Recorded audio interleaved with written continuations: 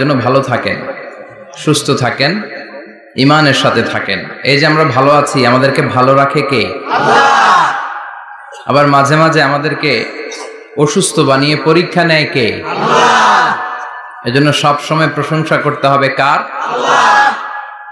সুস্থ অবস্থায়ও আল্লাহ, আবার অসুস্থ অবস্থায়ও আল্লাহ। বিশ্বনবী যখন সুস্থ থাকতেন তখন আল্লাহরে ডাকতেন, অসুস্থ হয়ে গেলে আল্লাহরে ডাকতেন না। ব্যাপারটা কি এমন? কথা বলেন। সুস্থ থাকলেও তিনি জিকির করতেন কার? আল্লাহ। অসুস্থ অবস্থায়ও তিনি জিকির করতেন কার? আল্লাহ। বিশ্বনবী মাঝে মাঝে অসুস্থ হতেন না? কথা বলেন। বিশ্বনবী অসুস্থ হতেন, তারপরেও তিনি আল্লাহর কাছে চাইতেন। বিশ্বনবী বলতেন, ইযা সাআলতা ফাসআলিল্লাহ, যখন চাইবা আল্লাহর কাছে চাও। কার কাছে? না খাজা বাবা, ল্যাংটা বাবা, বড় হুজুর, মেজ হুজুর, ছোট হুজুর? কার কাছে? সহজ না হিসাবটা? ইযা সাআলতা ফাসআলিল্লাহ, যখন চাইবে তো আল্লাহর কাছে চাও। ওয়া ইযা ইসতাআনতা ফাসতাইন বিল্লাহ, সাহায্যের দরকার কার কাছে সাহায্য চাবা? কেউ যেটা পারে না পারে কে? আল্লাহ। কেউ যেটা বোঝে না বুঝে কে? আল্লাহ। কেউ যেটা দেখে না দেখে কে? আল্লাহ। পৃথিবীর সবার চোখকে ফাঁকি দিলেও আপনি কি আল্লাহর চোখ ফাঁকি দিতে পারবেন?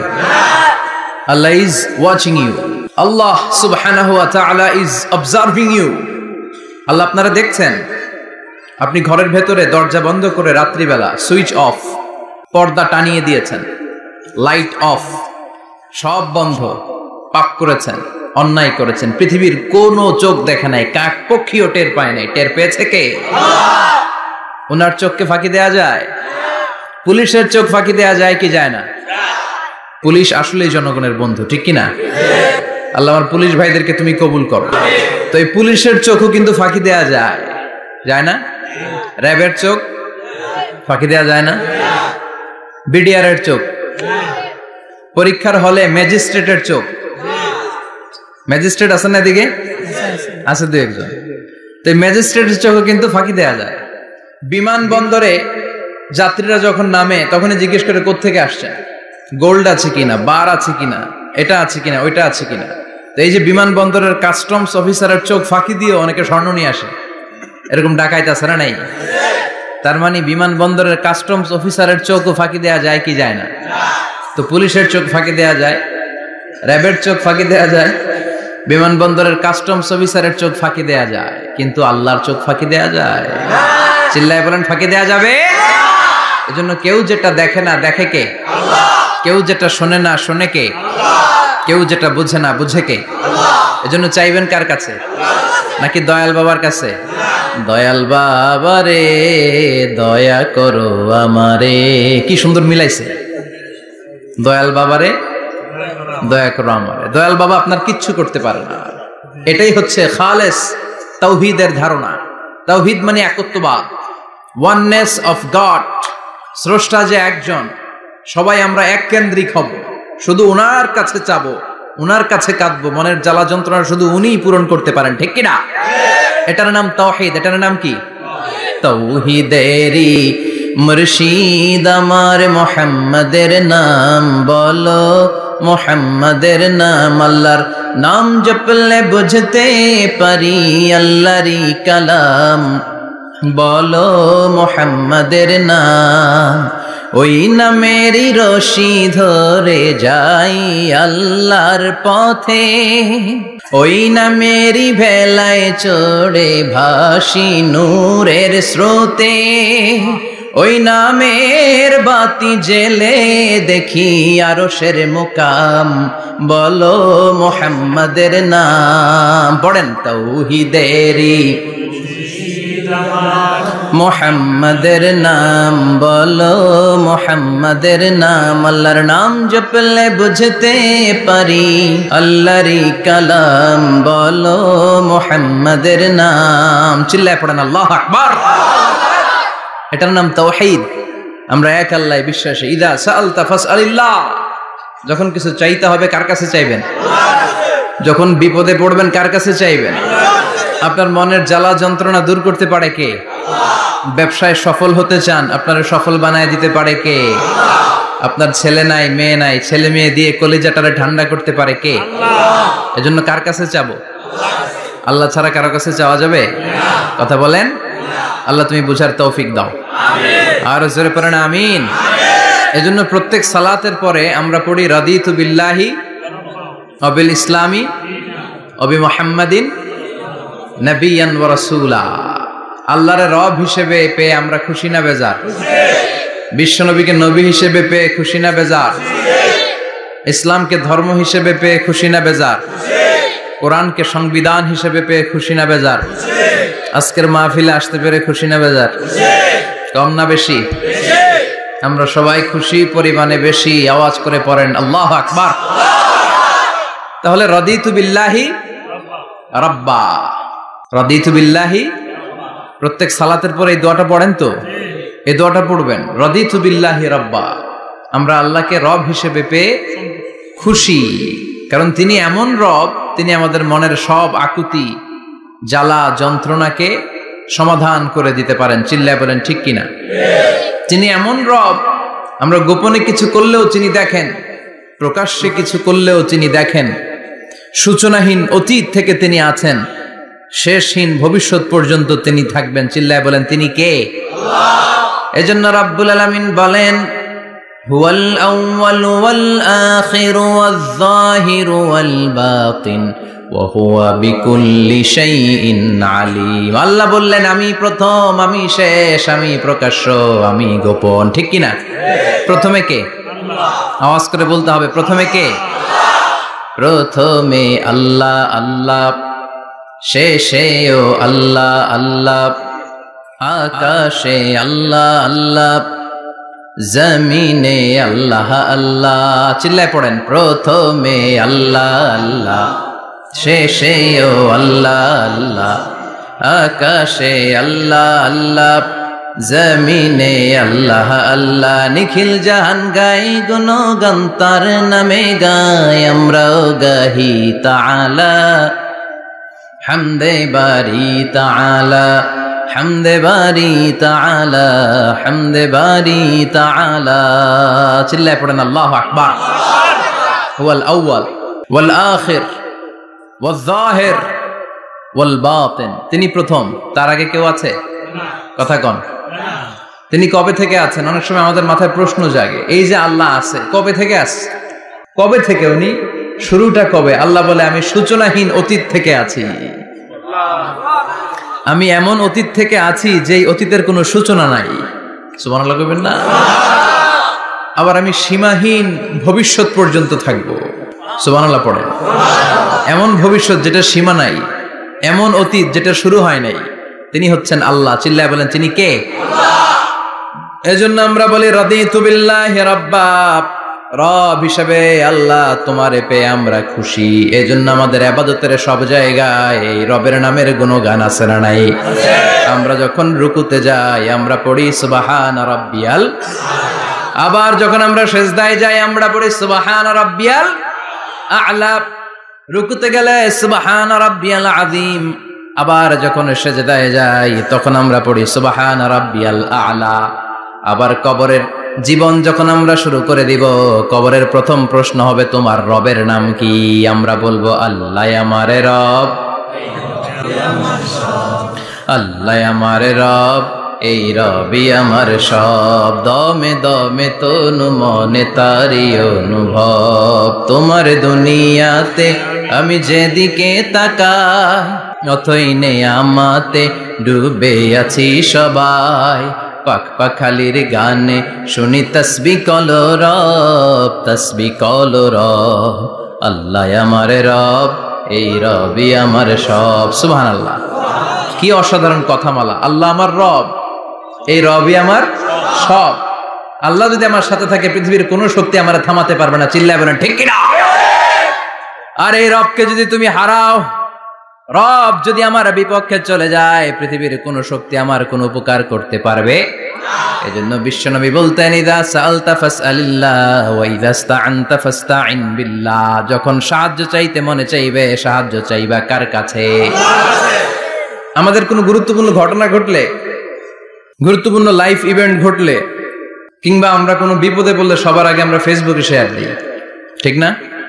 কথা কন। ফেসবুক অ্যাকাউন্ট নাই কার কার দেখি, ওই আল্লাহর ওলিদেরকে একটু দেখে রাখি। মাশাআল্লাহ, অনেকের নাই, অনেকের ফেসবুক অ্যাকাউন্ট নাই। তো এটারে ভালো কাজে লাগানো উচিত। যেটাই আমরা করি এটা যেন ইসলামের পক্ষে যায়, ঠিক কিনা?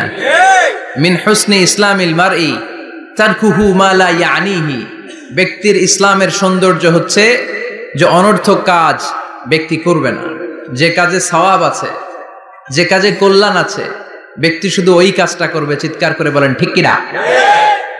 অনর্থক কাজ করা ঠিক না, অনর্থক কথা বলা ঠিক না, অনর্থক সম্পদ নষ্ট করা ঠিক না, অনর্থক টাইম পাস করা ঠিক না। কারণ মুমিন জানে মা ইয়ালফিযু মিন কাউলিন ইল্লা লাদাইহি রাকিবুন আতীদ। মুমিনের জিহ্বা দিয়ে যা বের হয় তার প্রতিটি শব্দ পাই পাই করে হিসাব নিবে কে? আল্লাহ। আমাদের জীবনে অনর্থক কথা আছে না নাই? চায়ের দোকানে বসলে অপ্রয়োজনীয় আলাপ, নিজেরও কাজে লাগে না, ফ্যামিলিরও কাজে লাগে না, ইসলামেরও কাজে লাগে না, খালি খোঁচাখুচি ঠেলাঠেলি বাড়ায়। এরকম ডাকাত আছে না নাই? অপ্রয়োজনীয় কথা, অপ্রয়োজনীয় কাজও আছে না নাই এদেশে? দেদারসে মানুষ করে বেড়াচ্ছে অপ্রয়োজনীয় কাজ। হুজুররে পাইলে হাজার হাজার ছবি আছে না নাই? এটা অপ্রয়োজনীয় না? হজে গিয়েছিলাম, কমসে কম 10,000 ছবি তুলছে আমার সাথে হাজিরা। অপ্রয়োজনীয়, প্রয়োজন নাই। এসেছে ইবাদত করতে, হুজুর একটা সেলফি। ইয়াং ছেলেপেলারা সেলফি তোলে বেশি। আর বুঝলাম না আঙ্গুল দুটার এরকম করে রাখে। আমি বললাম এটা কি? কই হুজুর ইটস গ্যাংনাম স্টাইল। এটা কি? Gangnam style. এরকম বাঁকা করে থাকবে আর এরকম দুটা ছবি তুলবে। তো এগুলো অনর্থক। মুমিন ওই কাজ করবে যে কাজটা constructive, fruitful for him, for his family and for the society. যেটা তার নিজের কাজে আসবে, যেটা তার ফ্যামিলির কাজে আসবে, যেটা সমাজের কাজে আসবে। এই কাজগুলো করার দরকার আছে না নাই? আমার দেশের যুবক ছেলেগুলো অপ্রয়োজনীয় কোনো কারণ নাই এই সমস্ত কাজে ঝগড়া বিবাদে আলাপে লিপ্ত থাকার কারণে তাদের যে ইনোভেটিভ পাওয়ার আল্লাহ তাআলা দিয়েছেন এটাকে তারা কাজে লাগাতে পারে না। আমাদের দেশের যুবকদের কিন্তু অনেক মেরিট। তারা যখন পৃথিবীর বিভিন্ন দেশের ইউনিভার্সিটিগুলোতে পড়ে তারা র্যাঙ্কিং এ 1 নম্বরে আসে একেবারে। আমি যে ইউনিভার্সিটিতে পড়ি, ইন্টারন্যাশনাল ইসলামিক ইউনিভার্সিটি মালয়েশিয়া, ওখানে বাংলাদেশিদের ফলাফল রেজাল্ট সবচেয়ে ভালো। হার্ভার্ডে যান, ক্যামব্রিজে যান, অক্সফোর্ডে যান, যেখানেই যাবেন বাংলাদেশিদের ফলাফল অনেক ভালো। তো তারা সেখানে অপ্রয়োজনীয় কাজে তাদের সময়কে নষ্ট করে না। এজন্য যুবক ভাইয়েরা, তোমাদের আছে প্রাণ ঢালা উচ্ছ্বাস, অনেক শক্তি তোমাদের গায়ে। এখন তোমাদের রক্ত গরম, তোমাদের এই গরম রক্ত ইসলামের কল্যাণে কাজে লাগাইতে হবে। শুধু সেলফি তুইলা সময় নষ্ট করা যাবে না। চিল্লায় বলো ঠিক কিনা? কিছুদিন আগে আমি দেখলাম মানবতার দেয়াল। কিসের দেয়াল? কিছু ছেলে পেলে নিউ আইডিয়া বের করেছে যে এটার নাম মানবতার দেয়াল। খুব সম্ভবত মসজিদের এক ওয়ালের মধ্যে তারা লিখেছে মানবতার দেয়াল, আর কিছু হ্যাঙ্গার টানিয়ে রেখেছে, আর বলেছে যেটা অপ্রয়োজনীয় রেখে যান, আর যেটা আপনার লাগবে নিয়ে যান। এই যে শীত, প্রচন্ড শীতে অনেকের জ্যাকেট নাই, আমাদের কয়েকটা করে জ্যাকেট, জাম্পার, সোয়েটার, চাদর, মাফলার, অনেকের একটাও নাই, আছে না নাই?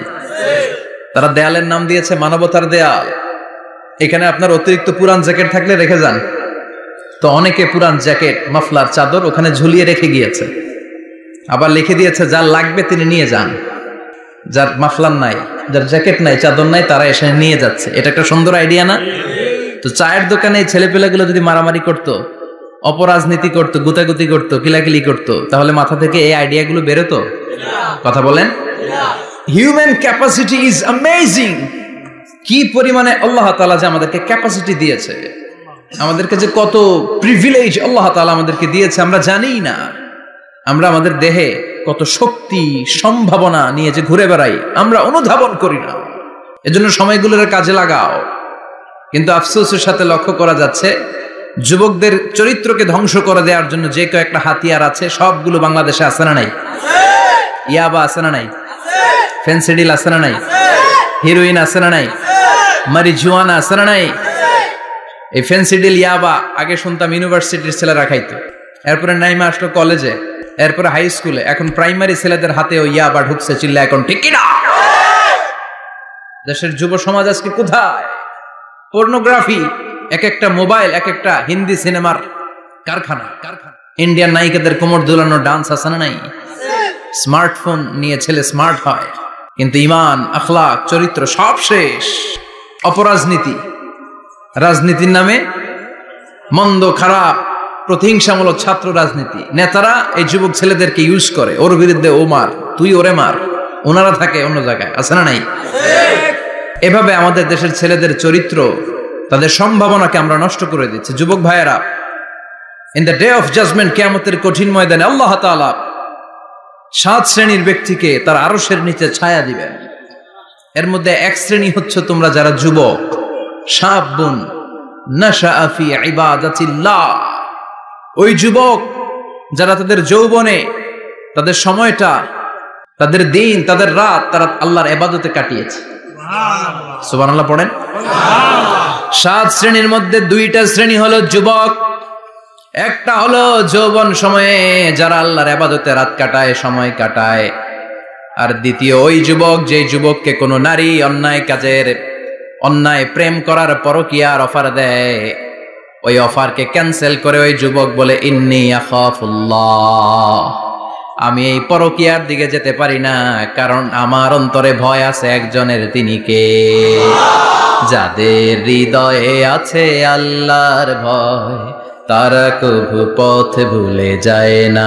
আল্লাহর প্রেম ছাড়া এই দুনিয়ায় কারো কাছে কোনো কিছু চায় না, ঠিক কি না? রাতের আধারে যারা সেজদাতে রয়, দু চোখের শ্রুতে নদী যেন বয়। আল্লাহু আকবার। তো তাহাজ্জুদ পড়বে কখন? ফজরে তো পড়তে পারে না, আছে না নাই?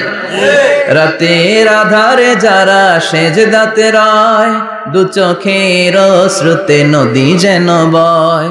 ছলনার হাতছানি যতই ডাকুক, পেছনে ফিরেও সে তাকায় না। যাদের হৃদয়ে আছে আল্লাহর ভয়, তারা কভু পথ ভুলে যায় না। আল্লাহর প্রেম ছাড়াই দুনিয়ায় কারো কাছে কোনো কিছু চায় না। চিল্লায় বলেন ঠিক কিনা? তার মানে প্রথম হচ্ছে এক যুবক, যেই যুবক তার যৌবন কালের সময়টা আল্লাহর ইবাদতে কাটায়। দ্বিতীয় হলো এমন যুবক পরকীয়ার অফার পেয়ে সে বলে আমি ভয় পাই একজনকে, তিনি কে? এজন্য যুবক, তোমার অন্তর আল্লাহর ভয় থাকতে হবে। তোমার সময়টা এমনি কাটানো যাবে না, ইবাদতে কাটাতে হবে, ঠিক কিনা? এজন্য আমরা নামাজের পরে বলি রাদিতু বিল্লাহি রাব্বা, আল্লাহকে রব হিসেবে পেয়ে আমরা খুশি। তারপরে বলি অবিল ইসলামি দীনা, ইসলামকেও দিন হিসেবে পেয়ে আমরা খুশি না বেজার? কথা কন, খুশি না? আপনি খুশি হইলে আপনার লাভ, খুশি না হইলে আপনার লস। ইসলামের বিজয়কে সমুন্নত করবে কে? ইসলামের পতাকা পত পত করে হোয়াইট হাউসের উপরেও একদিন ঝুলবে। চিল্লায় বলেন ঠিক কিনা?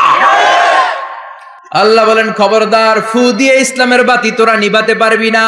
ইউরিদুনা লিয়ুতফিউ নূরাল্লাহি বিআফওয়াহিহিম ওয়াল্লাহু মুতিম্মু নূরিহি ওয়ালাউ কারিহাল কাফিরুন। ইসলাম বিরোধীরা চায় মুখের ফুৎকারে ইসলামের বাতিকে নিভিয়ে দিতে। আল্লাহ বলে খবরদার, ষড়যন্ত্র করে লাভ নাই, ইসলামের বিজয় আমি নিশ্চিত করে দেব। স্যামুয়েল হ্যান্টিংটন একটা বই লিখেছে, দ্য ক্লাশেস অফ সিভিলাইজেশন। ওই বইতে তিনি বলেছেন এই যে সভ্যতার সংঘাত, এত সভ্যতা, চায়না সভ্যতা, আর্য সভ্যতা, বৈদিক সভ্যতা, সিন্ধু সভ্যতা, মহেঞ্জোদারো সভ্যতা, ইরাকীয় সভ্যতা, মিশরীয় সভ্যতা, একটার পর একটা সভ্যতা পৃথিবীতে এসেছে, একটার পর একটা সুপার পাওয়ার। এখন সুপার পাওয়ার হচ্ছে ইউনাইটেড স্টেটস অফ আমেরিকা, ধারণা করা হচ্ছে এরপরে চায়না হবে সুপার পাওয়ার, আবার অনেকে বলছে এরপরে ইন্ডিয়া হবে সুপার পাওয়ার। এভাবে একটার পর একটা সুপার পাওয়ার যাওয়ার পরে সর্বশেষ যে সুপার পাওয়ারটা পৃথিবীর বুকে মাথা উঁচু করে দাঁড়িয়ে থাকবে সেটার নাম হচ্ছে ইসলাম। সেটার নাম কি? তার নমুনা গোটা বিশ্বব্যাপী আছে না নাই? ইসলামকে যত দমাইতে চায় এটা আরো উপরের দিকে ওঠে। সুবহানাল্লাহ কইবেন না? ইসলামের বৈশিষ্ট্য হচ্ছে চারা বীজের মতো। চারা বীজ তো আপনারা চিনবেন, নিমসারের মানুষ। বীজ, ইসলাম হচ্ছে বীজের মতো। ইসলামের শত্রুরা ইসলামকে মাটিতে গেড়ে দিতে চায়, কিন্তু ইসলাম হচ্ছে বীজের মতো, চারা বীজ। চারা বীজ মাটিতে গেড়ে দিলে কি হয়? কথা কন, আরো গজিয়ে ওঠে, মাটি ফেড়ে উপরের দিকে উঠে চিৎকার করে বলেন ঠিক কিনা? ইসলাম হচ্ছে টিউবের মতো। টিউব পুকুরে যারা নতুন সাঁতার কাটতে যায়, ডুবে যাতে মারা না যায়, টিউব নিয়ে সাগরের মধ্যে নামে। এই টিউবকে যত আপনি পানির নিচে ডুবাতে চাইবেন, টিউব আর উপরের দিকে ভেসে ভেসে উঠে। সুবহানাল্লাহ পড়ে। ইসলামরে তো ওরা চিনে নাই। ইসলাম হচ্ছে চারা বীজের মতো, ইসলাম হচ্ছে টায়ারের টিউবের মতো। এটার যতই নিচের দিকে নামাইতে যায়, এটার বৈশিষ্ট্য হচ্ছে এটার ধাক্কা মারলে এটার উপরের দিকে ওঠে। সুবহানাল্লাহ কইবেন না? গোটা বিশ্বব্যাপী আজকে ইসলামের গণজোয়ার, হাজার হাজার লোক কালিমা পড়ে মুসলমান হচ্ছে। গত কিছুদিন আগে আফ্রিকাতে এক লোক এক গ্রামের কয়েক হাজার মানুষকে এক ময়দানে দাঁড় করিয়ে একসাথে শাহাদাতের বাণী পাঠ করিয়ে মুসলমান বানায় ফেলছে। এই আফ্রিকার বুকে এতদিন আমেরিকার কাজ ছিল, এটারে বলে Tansir, Christian missionary. Lakh lakh dollar দিয়ে আফ্রিকার দেশগুলোর মধ্যে গরিব গরিব মুসলমানগুলোরে তারা নাসারা বানাতো। এই বিষয়টা যখন মুসলিম স্কলারদের নজরে এলো, এখন গোটা বিশ্বের সব মুসলিম স্কলাররা আফ্রিকায় যে ইসলামের দাওয়াতকে প্রচার করে দিচ্ছে। গ্রামকে গ্রাম খ্রিস্টান সম্প্রদায় লা ইলাহা ইল্লাল্লাহ মুহাম্মাদুর রাসূলুল্লাহ। ঝিনুকের ভেতর লুকিয়ে থাকে যেমন মতি, ঝিনুকের ভেতর লুকিয়ে থাকে যেমন মতি, কলমা শাহাদাতে আছে আল্লাহর জ্যোতি, কলমা শাহাদাতে আছে আল্লাহর জ্যোতি। পড়েন সবাই। ঝিনুকের ভেতর লুকিয়ে থাকে যেমন মতি, ঝিনুকের ভেতর লুকিয়ে থাকে যেমন মতি, কলমা শাহাদাতে আছে আল্লাহর জ্যোতি, কলমা শাহাদাতে আছে আল্লাহর জ্যোতি। ঠিক কি না? এই জ্যোতি যদি একবার কারো হৃদয়ের মধ্যে স্থান করে নেয়, এই নুরানি আলোর ছোটা যদি কারো হৃদয়ের মধ্যে জায়গা দখল করে নেয়, পৃথিবীর কোনো মতাদর্শ তার অন্তরের মধ্যে আর থাকতে পারে না। গ্রামকে গ্রাম আফ্রিকাতে এখন কালিমা পড়ে পড়ে মানুষ মুসলমান হয়ে যাচ্ছে। সুবহানাল্লাহ পড়ে। একদিন আমেরিকার হোয়াইট হাউসের উপরেও কালিমার লা ইলাহা ইল্লাল্লাহর পতাকা পতপত করে উড়বে। চিল্লায় বলেন ঠিক কি না? এজন্য আমরা বলি ওয়াবিল ইসলামি দীনা, ইসলামকে ধর্ম হিসেবে পেয়ে আমরা খুশি না বেজার? ইউরোপ আমেরিকাতে মসজিদের সংখ্যা বাড়ছে, দাওয়াতি কাজের সংখ্যা বাড়ছে। এমনকি হার্ভার্ড ইউনিভার্সিটিতে, অক্সফোর্ডে, ক্যামব্রিজের ভেতরে, MIT Massachusetts institute of technology, সায়েন্সে যারা পড়ে এদের স্বপ্ন এমআইটির ভিতরে ইসলাম ঢুকে গেছে। এজন্য ইসলামের আলোকে কেউ নিভিয়ে দিতে পারবে না, ইসলামের গতিকে কেউ থামিয়ে দিতে পারবে, এটা অসম্ভব। এজন্য ইসলামের বিজয় সুনিশ্চিত। আমরা যারা লেগে থাকতে পারবো, আমাদের কপালকে উজালা করে দিবে কে? আল্লাহ। আর বিরোধিতা যারা করব তাদের সব শেষ, দুনিয়াও শেষ, আখিরাতও শেষ, আমও শেষ, সালাও শেষ। এজন্য আমরা বলি রাদিতু বিল্লাহি রাব্বা, আল্লাহ তোমার রব হিসেবে পেয়ে আমরা বড্ড খুশি। ওয়াবিল ইসলামি দীনা, ইসলামকে ধর্ম হিসেবে পেয়ে আমরা খুশি। ওয়াবি মুহাম্মাদিন রাসূলা, বিশ্ব নবীকে রাসূল হিসেবে পেয়েও আমরা খুশি না বেজার? এমন রাসূল, গোটা বিশ্বের শ্রেষ্ঠতম রাসূল, শ্রেষ্ঠতম ব্যক্তিত্ব, যার কাছ থেকে পজিটিভ কোনো জিনিস ছাড়া নেগেটিভ কোনো জিনিস প্রকাশিত হয় নাই। সব ইতিবাচক, always come back positive, not go back negative. সব সময় পজিটিভ বলতেন, পজিটিভ ভাবতেন, পজিটিভ কাজ করতেন। কোন নেগেটিভ নেতিবাচক কোনো কিছু বিশ্বনবীর জীবনে খুঁজে পাওয়া যায় না? চিল্লায় বলেন খুঁজে পাওয়া যায়? As a father, as a husband, as a commander, as a lawyer, as a reformer of the society, Muhammad is the superman of the world. গোটা বিশ্ব এখন তাকে সুপারম্যান ভাবতেছে, boss, boss of the all bosses. পৃথিবীতে যত বস এসেছে সব বসের সবচেয়ে বড় বস হচ্ছে বিশ্বনবী মুহাম্মদ সাল্লাল্লাহু আলাইহি ওয়াসাল্লাম। এজন্য আমরা বলি আবি মুহাম্মাদিন রাসূলা, আল্লাহকে রব হিসেবে পেয়ে আমরা যেমন খুশি, ইসলামকে ধর্ম হিসেবে পেয়ে তেমন খুশি। বিশ্বনবীকেও রাসূল হিসেবে পেয়ে খুশি না বেজার? খুশি। কথা কন। খুশি। এই বিশ্বনবীর ভালোবাসা যদি অন্তরে না থাকে, জান্নাতে ঢোকা যাবে নাকি? আল্লাহর ভালোবাসা, বিশ্বনবীর ভালোবাসা অন্তরে থাকার দরকার আছে না নাই? আল্লাহকে যে পাইতে চায়, হযরতকে ভালোবেসে, আরশ কুরসি লৌহ কালাম না চাইতে পেয়েছে সে। হযরতকে ভালোবেসে, আরশ কুরসি লৌহ কালাম না চাইতে পেয়েছে সে। চিল্লায় বলেন ঠিক কিনা? নবীর ভালোবাসা অন্তরে থাকতে হবে। তাহলে তিনটা জিনিসের ঘোষণা আমরা দেই নামাজের পর। আল্লাহকে রব হিসেবে পেয়ে আমরা খুশি, ইসলামকে ধর্ম হিসেবে পেয়ে খুশি, বিশ্বনবীকে রাসূল হিসেবে পেয়ে খুশি, আবার এই কিতাবটারে সংবিধান হিসেবে পেয়ে আমরা খুশি না বেজার? এটার আলোকে আমাদের সমাজ প্রতিষ্ঠিত হোক, মদিনার সমাজ হোক, সোনালী সমাজ হোক, আলোকিত সমাজ হোক, আমরা চাই কি চাই না? এই কোরআনের আইন দিয়ে আমার দেশ চলুক, আমরা চাই কি চাই না? এই কোরআনে ধর্ষকদের বিচার আছে না নাই? অবিবাহিত ধর্ষক হলে 80 ব্যাট, 100 ব্যাট, আর যদি বিবাহিত ধর্ষক হয় ডেথ পেনাল্টি। সৌদিতে করে হেড অফ, মাথাটাকে নুইয়ে তলোয়ার দিয়ে এক কোপ মেরে গর্দানটা আলাদা করে দেয়, ঠিক কিনা? অনেক দেশে ডেথ পেনাল্টি করে হ্যাঙ্গিং এর মাধ্যমে, ফাঁসির মাধ্যমে। ধর্ষণের বিচার বাংলাদেশে সহজে পাওয়া যায় না, কিন্তু কোরআন দিয়ে বিচার করলে ওই বিচার আছে না নাই? নোয়াখালীর এক বোনকে ধর্ষণ করা হয়েছে, গোটা বাংলার জামিনে এই নিউজটা আছে না নাই? কোরআনের বিচার থাকলে আলটিমেটাম হতো 24 ঘন্টা, 24 আওয়ার্স। 24 আওয়ার্সের মধ্যে ধর্ষককে ডেকে এনে বাইতুল মোকাররমের স্কয়ারের সামনে লক্ষ মানুষের চোখের সামনে ফাঁসির রশিতে ঝুলিয়ে দেয়া হতো। বড় বড় চোরগুলোর হাত কেটে দেয়া হতো। কলা চোর, ডিম চোর, মুরগি চোর না, বড় বড় সাইজের চুরি যারা করে 1000 কোটি টাকা মেরে দেয়, দেশের 12টা বাজিয়ে দেয়, দেশের 10-এর সর্বনাশ করে, সিমেন্ট খাইয়া, টিন খাইয়া, রড খাইয়া সব হজম করে। ব্রিজ ভেঙে গেলে ব্রিজের ভেতরে পাওয়া যায় বাঁশ, তার মানে রড গেছে কই? হ্যাঁ, পেটে। এগুলার এক একটার পেটে 10টা করে পাকস তুলে দিছে আল্লাহ। 10টা স্টোমাক না থাকলে রড হজম হয়? কথা কয় না? এগুলোর বিচার হওয়ার দরকার আছে না নাই? কোরআনের রাজ যদি কায়েম হয়, এই সবগুলো বড় বড় চোরের বিচার হবে, লাইভ ব্রডকাস্টিং হবে টিভিতে, আমরা সবাই দেখবো কেমন করে তাদের হাত কাটা হয়। ওই সমাজ আমাদের দেশে চালু হোক, আমরা চাই কি চাই না? তাহলে সোজা সাপটা হিসাব, এই 4টা জিনিসের বিরুদ্ধে কেউ অবস্থান নিলে তাদের বিরুদ্ধে আমাদের অবস্থান, জোরে কোন ঠিক কিনা? আর এই 4টা জিনিসের পক্ষে যারা কথা বলবে তাদের জন্য আমাদের অন্তরে দোয়া আছে না নাই? 1 হচ্ছে আমার রব, 2 হলো আমার ইসলাম, 3 হলো আমার পেয়ারা নবী, 4 হলো আমাদের আল্লাহর দেয়া সংবিধান কোরআন। এই 4টা জিনিসের বিরুদ্ধে কথা বললে খবর আছে না নাই? এই 4টা জিনিসের বিরুদ্ধে কথা বলা হবে মুসলমানদের দেশে। এই 4টা জিনিসকে কটূক্তি করা হবে, অপমান করা হবে, আর এর বিরুদ্ধে প্রতিবাদ আসবে না। মুমিন চুপ করে বসে থাকবে, সেটা মুমিন নয়, সেটা মুনাফিক। চিল্লায় বলেন ঠিক কিনা? এজন্য এই 4টা জিনিসের বিরুদ্ধে কথা বললে প্রতিবাদের ঝড় তোলার দরকার আছে না নাই? রাজি আছো মুসলমান? দুই হাত উঁচু করে আল্লাহর দেখা। আল্লাহ আমাদের স্লোগানকে কবুল করো।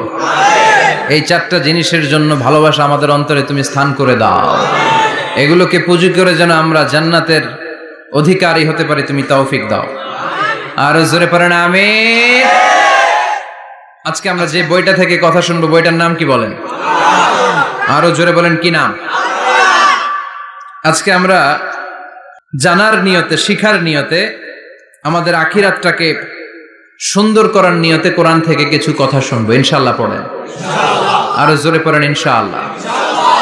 আমাদের সবকিছু হয়ে যাচ্ছে শো অফ, মাহফিল হয়ে যাচ্ছে শো অফ, আলোচনাগুলো হয়ে যাচ্ছে শো অফ, লোক দেখানো ভাব।